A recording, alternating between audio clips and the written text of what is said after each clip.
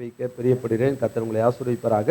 இந்த நாளில் லூக்கா எழுதின நற்செய்தி நூல் முதல் அதிகாரத்தினுடைய 79வது வசனத்தை ஒருவர் இந்த நாட்களுக்காக நாம் எடுத்துக்கொள்வோம். லூக்கா 1ஆம் அதிகாரம் 79வது வசனம். ஒருவர் வாசிப்போம்.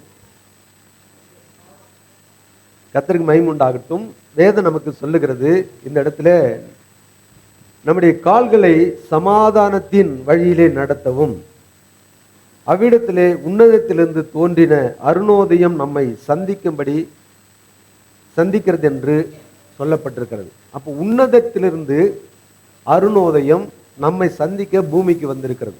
மேலே 78வது வசனம் வாசிக்கும் போது, அந்தகாரத்திலும் மரண இருளிலும் உட்கார்ந்து இருக்கிறவர்களுக்கு அந்த வெளிச்சம் தரவும். அப்போ இன்னைக்கு நிறைய நேரங்களில் நாம் தேவ சமூகத்துக்கு நேராக இங்கே வேதம் நமக்கு தெளிவாக சொல்லுகிறது, அருணோதயம் அப்படி சொல்லப்பட்டிருக்கிறது.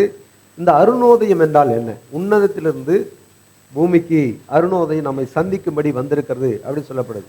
அருணோதயம்னா நமக்கு தெரியுமா? யாருக்கெல்லாம் தெரியும்? சும்மா கை மட்டும் தூக்குங்க. அருணோதயம், உதயம் என்கிறது சூரியன். அருணோதயம் அப்படின்னா அதிகாலை, இரவு முடிஞ்சு பகல் துவங்குற அதிகாலைக்கு பேர் அருணோதயம்.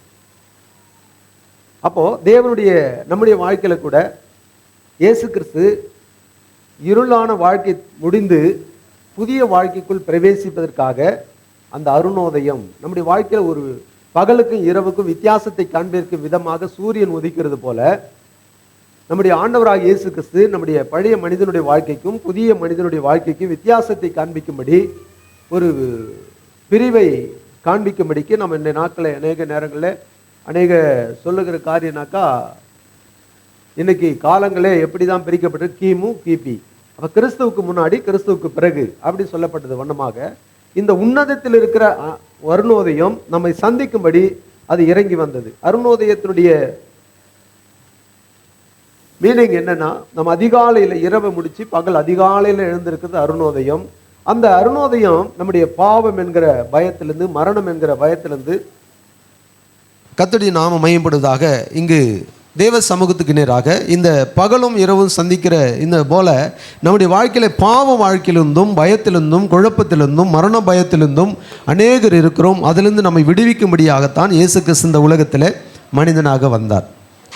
ஆக தேவனுடைய பிள்ளைகளாக இருக்க நாம் இந்த நாளிலே நமக்கு 3 காரியங்களை நான் உங்களோடு கூட வேகமாக சொல்லி முடிக்க பிரியப்படுகிறேன். இந்த இடத்துல நான் வாசிக்கும் போது அந்தகாரம் அப்படி சொல்லப்பட்டிருக்கு, அந்தகார மரண இருள் அப்படின்னு சொல்லப்பட்டிருக்கு. இங்கு இந்த நிறைய இடத்துல சொல்லப்பட்டது, குறிப்பாக ஏசாயா தீர்க்கதரிசி 9:2 சொல்லப்பட்டது. எடுத்து வாசிக்கலாம். ஏசாயா தீர்க்கதரிசி புத்தகம் 9ஆம் அதிகாரம் 2வது வசனம். இருளில் நடக்கிற ஜனங்கள் பெரிய வெளிச்சத்தை கண்டார்கள். முதல்ல பார்த்தீங்கன்னா நம்ம லூக்காவில் வாசிக்கப்போ 78வது வசனத்தை நம்ம வாசிக்கிறப்ப அங்கே சொல்லப்பட்டுச்சு, அந்தகாரத்திலும் மரண இருளிலும் உட்கார்ந்து இருக்கிறவர்கள். இங்கே ஏசாயா தீர்க்கதரிசி சொல்கிறாரு, அந்த வெளிச்சத்தை அவர்கள் என்ன பண்ணாங்களாம்? கண்டார்கள். அப்போது உட்கார்ந்துருக்கும் போது ஏதோ ஒரு புதுமையான காரியம் நமக்கு முன்னாடி இருக்கிறது. அப்போது இந்த வெளிச்சத்தை எங்கே கண்டார்கள் அப்படின்னா, மேய்ப்பர்கள் தங்கள் மந்தைவெளிகளே கண்டார்கள். அதில் ஒன்றும் மரணமோ பயமோ இருள் இல்லை. ஆனால் அவங்களுக்கு அது புதுசான ஒரு அனுபவம்.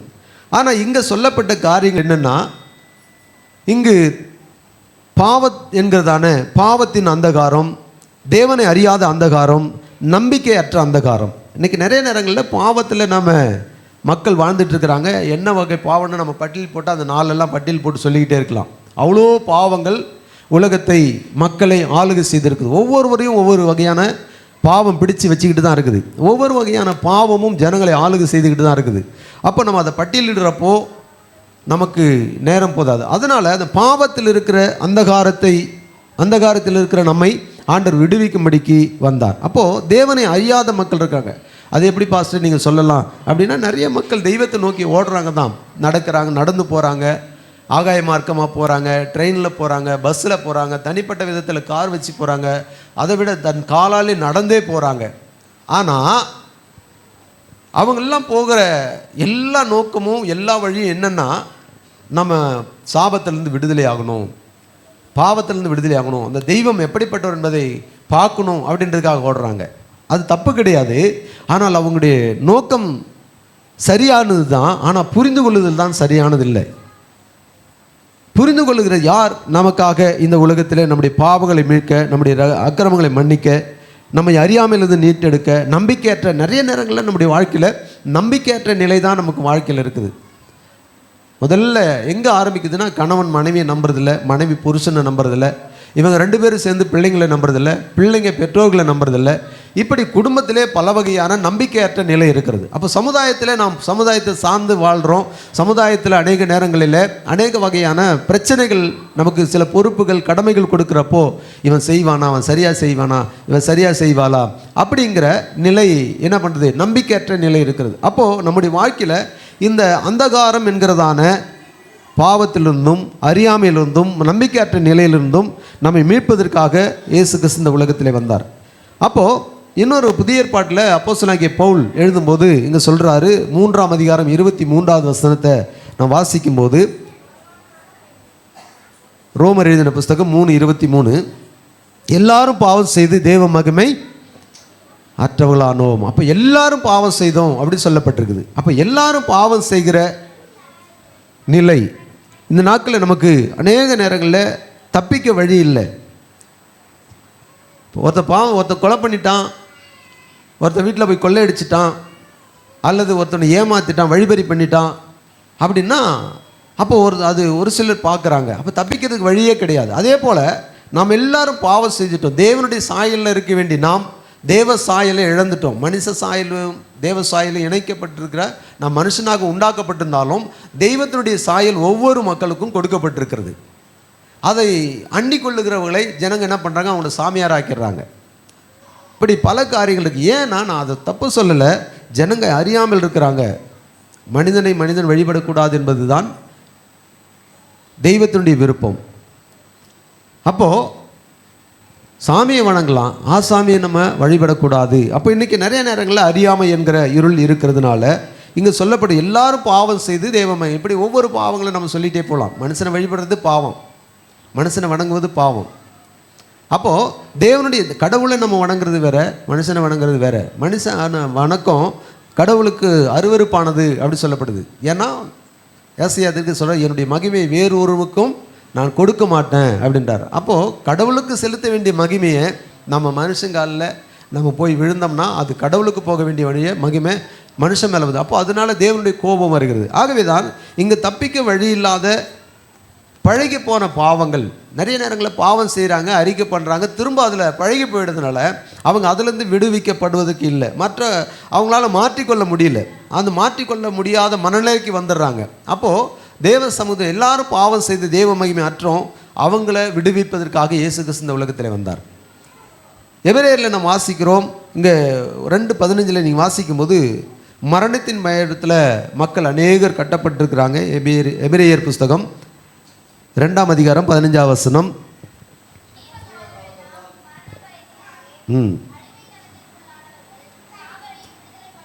இந்த இடத்துல நான் வாசிக்கும் போது, ஜீவ காலமெல்லாம் அடிமைத்தனத்தின் பாவத்தில் இருக்கிறவர்களுக்கு என்ன வந்து பயம் இருக்கிறது, மரண பயம் இருக்கிறது. நிறைய நேரங்களில் பயம் மக்களை, ஐயோ அவன் வந்து என்ன செஞ்சிருவானோ, அவன் வந்து என்ன செஞ்சிருவானோ, பக்கத்து வீட்டுக்காரன் என்ன செஞ்சிருவானோ, அப்புறம் ஏற்ற வீட்டுக்காரன் என்ன செஞ்சிருவானோ, ஒருத்தவங்க கோவமாக பேசினா அவன் என்ன செஞ்சிருவானோ, அல்ல நம்ம செத்துருவோமோ அப்படிங்கிற, அவங்க ஏதாவது செஞ்சு நம்ம குடும்பத்தை வீணாக்கிடுவாங்களோ, இந்த பயம் நம்முடைய வாழ்க்கையை ஆளுகை செய்கிறது. அப்போ இந்த பயத்திலிருந்து தேவன் நம்மளை விடுவிப்பதற்காகத்தான் குமாரனாகிய இயேசு கிறிஸ்து, அருணோதயமாகிய கிறிஸ்து இந்த உலகத்திலே நம்மை சந்திக்கும்படி புறப்பட்டு வந்தார். அப்போ இந்த மரண இருள் என்பது சரீர ரீதியான மரணத்தை குறித்து சொல்லலை.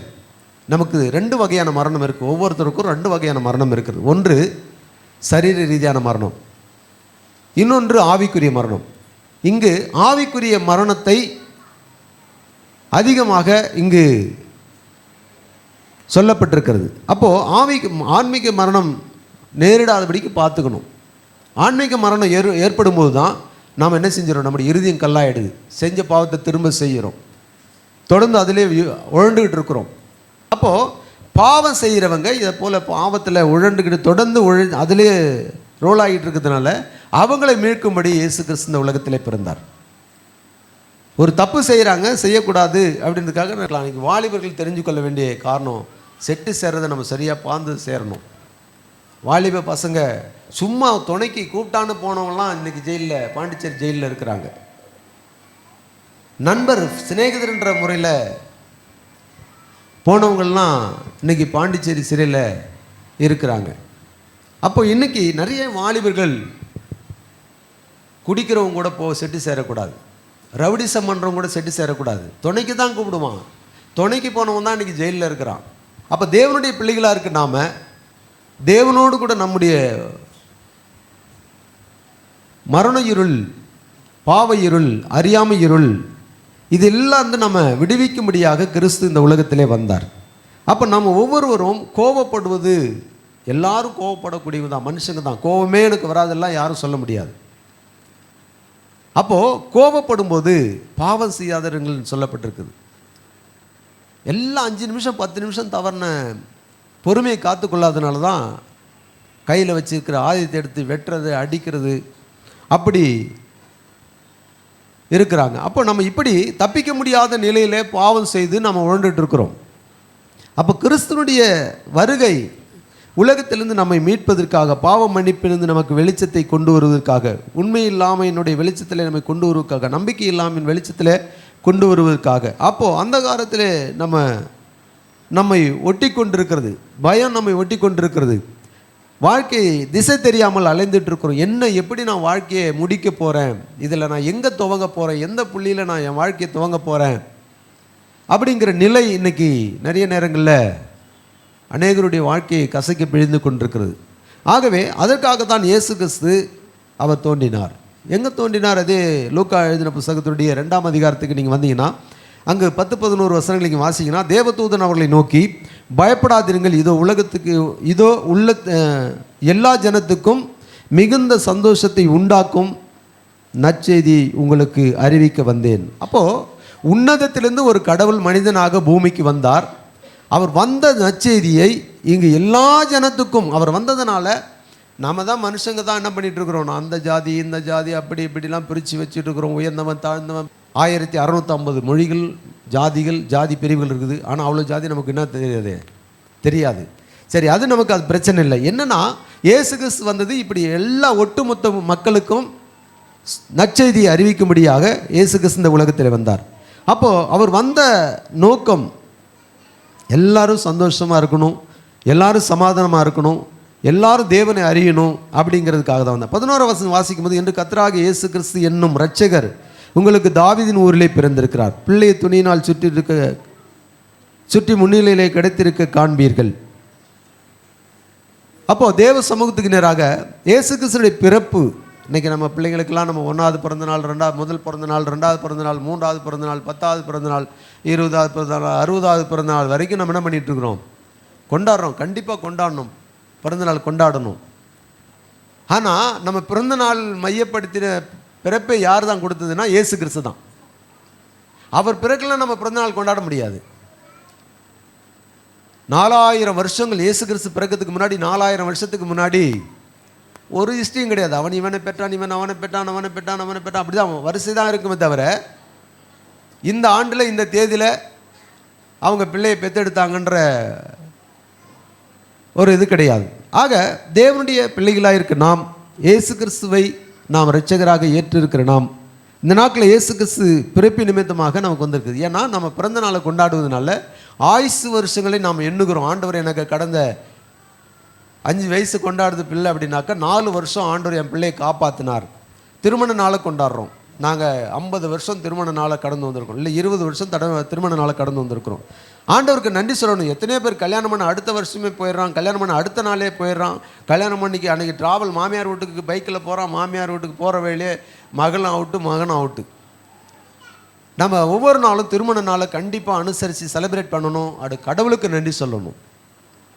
இன்றைக்கி நம்ம என்ன பண்ணுறதில்ல, நிறைய பேர்லாம் இதெல்லாம் சாங்கியம்னு நினச்சிக்கிறாங்க. சாங்கியமாக செய்ய வேண்டியதை கட்டாயமாக செஞ்சிட்டு இருக்கிறாங்க, கட்டாயமாக செய்ய வேண்டியதை அது சாங்கியமாக நினச்சி விட்டுறாங்க. நன்றி சொல்லணும். நம்ம பிறந்த நாளில் நம்ம நன்றி சொல்லணும். திருமணம் நம்மளை தேவன் இணைத்த நாளில் நன்றி சொல்லணும். எத்தனையோ குடும்பங்கள் வாழாமல் இருக்கிறாங்க, வாழாவெட்டியாக இருக்கிறாங்க, கணவன் மனைவி பிரிஞ்சு இருக்கிறாங்க. எத்தனையோ குடும்பங்களில் இப்படி திருமணத்து நிமித்தமாக அநேகருக்கு சமாதான குலைச்சல், அநேகர் மரணம், நீங்களும் நானும் தேவ சமூகத்துக்கு நேராக தேவனுடைய சமூகத்தில் இந்த நாட்களில் நமக்காக இயேசு கிறிஸ்து இந்த உலகத்தில் வந்ததனுடைய நோக்கத்தை நாம் சரியாய் புரிந்து கொள்ள வேண்டியது அவசியமாக இருக்கிறது. இன்னொரு வசனத்தை நாம் வாசிக்கும்போது ஏசாயா 48:22 வாசிப்போம். இடத்துல நாம் வாசிக்கிறோம், துன்மார்க்கருக்கு சமாதானம் இல்லை என்று யார் சொல்றதான்? துன்மார்க்கருக்கு சமாதானம் இல்லை. இருளில் வாழ்கிறவங்க அத்தனை பேரும் துன்மார்கள் தான். பாவம் செய்கிறது, கொலை செய்கிறது, கொள்ளையடிக்கிறது, விபச்சாரம் பண்ணுறது, வேசித்தனம் பண்ணுறது, ஐடியல் வர்ஷிப் பண்ணுறது, இது எல்லாமே துன்மார்க்கமான லிஸ்ட்டில் வந்துடுது. அப்போது இதிலேருந்து கர்த்தர் என்ன செய்கிறார்னா நம்மளை விடுவிப்பதற்காக தான் இயேசு கிறிஸ்து இந்த உலகத்தில் வந்தார். இன்னொரு வசனத்தை நான் வாசிக்கும் போது ஆண்டவர் அதிலிருந்து நம்ம விடுதலை ஆகணும் அப்படின்னாக்கா மல்கியா தீர்க்கதரிசன புஸ்தகம் 4ஆம் அதிகாரத்தில் 2வது வசனத்தை நீங்கள் வாசிச்சிங்கன்னா மல்கியா 4:2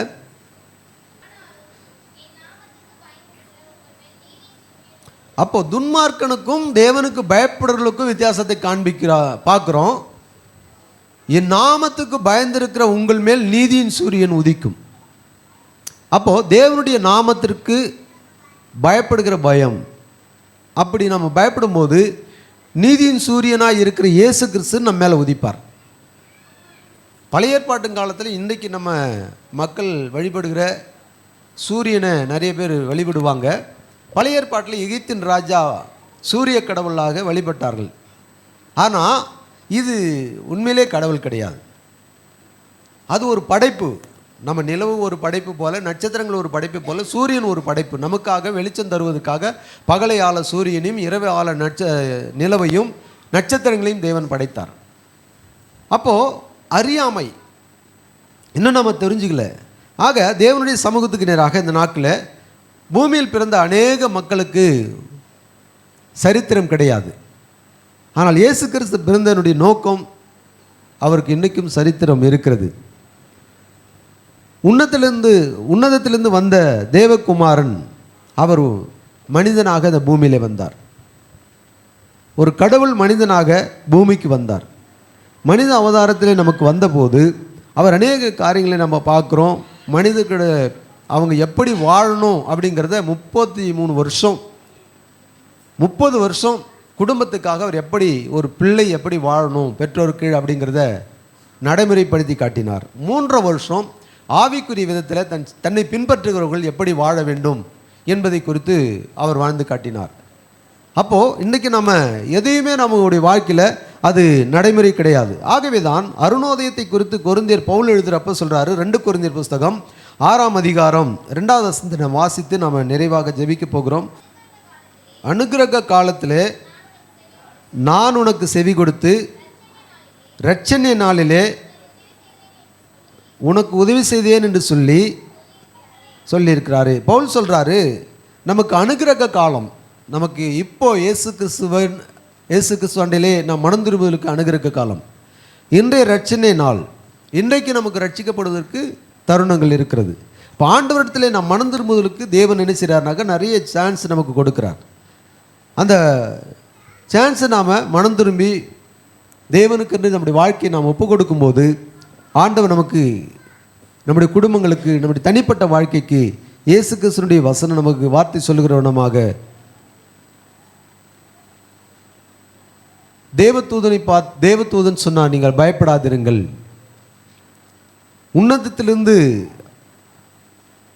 அருணோதயம் நம்மை சந்திக்க வந்தது என்று சொல்லி முதல் அதிகாரத்திலும் லூக்காவில் அதே 2ஆம் அதிகாரத்தின் 10வது வசனத்திலும் நீங்கள் பயப்படாதிருங்க, அருணோதயம் ஒருவர் வந்திருக்கிறார் நம்மளை ரட்சிப்பதற்காக, நம்மை மீட்பதற்காக, பாவத்திலிருந்தும் சாபத்திலிருந்தும் பாவ இருளிலிருந்தும். நிறைய நேரங்களில் சாபம் சொல்லுவாங்க. 3ஆம் தலைமுறை சாபம், அது 4ஆம் தலைமுறை சாபம், அது 5ஆம் தலைமுறை சாபம், அது 6ஆம் தலைமுறை சாபம், இது 7ஆம் தலைமுறை சாபம், எந்த தலைமுறை சாபமோ தெரியல, என்னை பிடிச்சி ஆட்டுதுன்னு சொல்லுவாங்க. அப்போது இந்த சாபத்திலிருந்தெல்லாம் கர்த்தர் நம்ம விடுதலை ஆக்கணும்னா நம்ம பயத்திலிருந்து, மரண பயத்திலிருந்து வெளிவரணும், பாவ பயத்திலிருந்து வெளிவரணும், அறியாமை என்கிற பயத்திலிருந்து நம்ம வெளியே வரணும். கர்த்தரை அறிகிற அறிவிலே நாம் கர்த்தரோடு கூட நாம் நடக்கணும். அப்படி நடக்கும்போது கர்த்தர் நமக்கு அவருடைய தெய்வீக சமாதானத்தை நமக்கு தருவதற்கு அவர் ஆயத்தமுள்ளவராய் இருக்கிறார். ஆகவே இந்த நாளிலே தேவ சமூகத்துக்கு நேராக நம்ம ஒவ்வொருத்தரும் தேவனோடு கூட நம்ம இருப்பதற்கு வேத வசனம் சொல்லுகிறது, நீங்கள் பயப்படாதிருங்கள். எல்லா ஜனத்துக்கும் ஆண்டவரை நோக்கி வருகிற எல்லா ஜனத்துக்கும், ஒட்டுமொத்த உலகத்துக்கும் 750 கோடி மக்கள் நம்முடைய இந்தியா தேசத்தில் இருக்கிறாங்க. இப்போ 750 கோடி மக்களுக்கும் இயேசு கிறிஸ்து பிறந்திருக்கிறார். அதில் பாக்கி என்ன தெரியுமா? நம்மளை ஐரோப்பா கண்டத்தில் இயேசு பிறந்திருக்கிறார். நம்முடைய இந்தியாவுடைய கடவுள். அநேகர் சொல்கிறாங்க அவர் வெளிநாட்டு கடவுள்னு, அறியாதவங்க சொல்லிட்டு இருக்கிறாங்க. நம்முடைய இந்தியாவில் 5 கண்டங்களில் ஒன்று ஐரோப்பா கண்டங்களில் நமக்கு ஆண்டவர் இரட்சகராய் கிடைச்சிருக்கிறாருன்னா நம்மெல்லாம் பாக்கியவான்கள். நாம் ஏற்றுக்கொண்டு அவரை நாம் பின்பற்றும் போது நம்முடைய குடும்பங்களிலே சமாதானம், சந்தோஷம், ஆசீர்வாதம், விடுதலை, எல்லா தேவனுடைய வருகைக்குரிய ஆயத்தங்கள் எல்லாமே நம்முடைய வாழ்க்கையில் இருக்கிறது. ஆகவே இந்த நாளிலே நாம் தேவனுக்கென்று நம்மை ஒப்பு கொடுப்போம். நாம் அப்படியே முழங்கால் படியிடுங்க. நான் உங்களுக்காக ஜெபித்து நாம் நிறைவு செய்ய போகிறோம்.